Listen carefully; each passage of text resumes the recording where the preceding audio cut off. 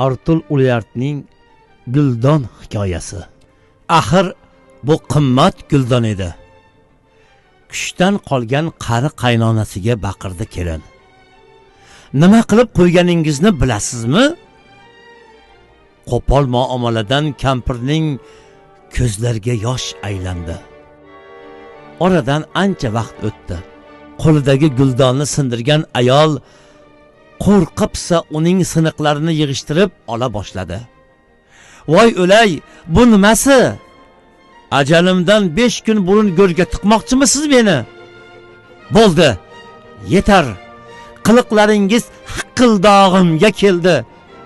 Dadam Parijdan olib kelgan guldonni yerga otib sindirganingizni va bu qilmishlaringizni qanday yashirishga uringaningizni o'g'lingizga aytib beraman. Narsalaringizni yig'ishtiring. Qariyalar uyiga olib borib qo'yaman. Sizni joyingiz o'sha yerda.